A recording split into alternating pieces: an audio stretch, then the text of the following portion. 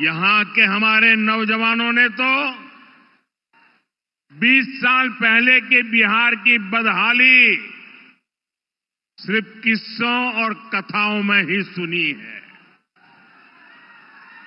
उन्हें बहुत अंदाजा नहीं है कि जंगल राज वालों ने बिहार की क्या हालत बना दी थी। जिस बिहार ने सदियों तक भारत की प्रगति को नेतृत्व दिया, उसको पंजे और लालटेन के शिकंजे ने पलायन का प्रतीक बना दिया था। साथियों, बिहार के रहने वाले हर व्यक्ति के लिए सबसे बड़ी बात होती है उसका स्वाभिमान।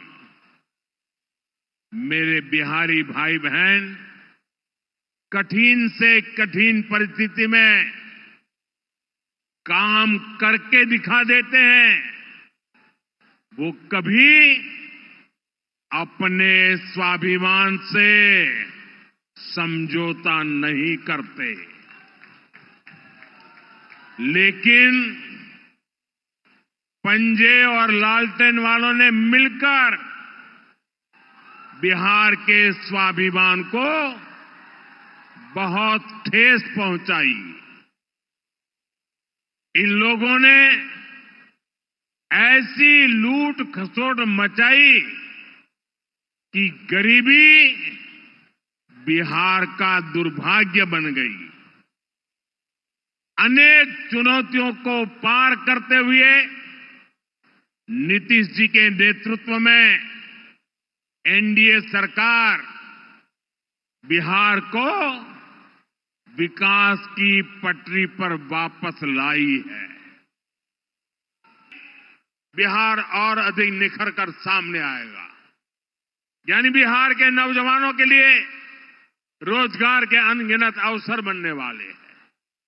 साथियों, देश में सबको आगे बढ़ने के अवसर मिले, किसी के साथ भी भेदभाव न हो, ये हमारे संविधान की भावना है। हम भी इसी भाव से कहते हैं, सबका साथ, सबका विकास।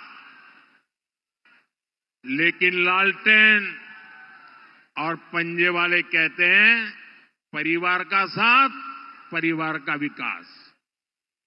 वो कहते हैं, परिवार का साथ, परिवार का विकास। इनकी राजनीति का कुल जमा निचोड़ यही है, अपने अपने परिवारों के हित के लिए ये देश के बिहार के करोड़ों परिवारों का अहित करने से भी नहीं चूकते हैं। खुद बाबा साहब आंबेडकर भी इस प्रकार की राजनीति के बिल्कुल खिलाफ थे। इसलिए लोग कदम कदम पर बाबा साहब का अपमान करते हैं।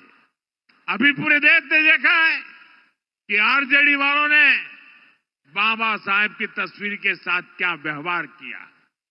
मैं देख रहा था, बिहार में पोस्टर लगे हैं कि बाबा साहब के अपमान पर माफी मांगो। लेकिन मैं जानता हूं ये लोग कभी माफी नहीं मांगेंगे, क्योंकि इन लोगों के मन में दलित, महादलित, पिछड़े, अति पिछड़े के प्रति कोई सम्मान नहीं है। आरजेडी और कांग्रेस बाबा साहब आंबेडकर की तस्वीर को पैरों में रखती है, जबकि मोदी बाबा साहब आंबेडकर को अपने दिल में रखता है। बाबा साहब का अपमान करके लोग खुद को बाबा साहब से भी बड़ा दिखाना चाहते हैं। बिहार के लोग बाबा साहब का यह अपमान कभी नहीं भूलेंगे। साथियों, बिहार की तेज प्रगति के लिए जो लॉन्चिंग पैड चाहिए वो नीतीश जी के प्रयासों से तैयार हो चुका है।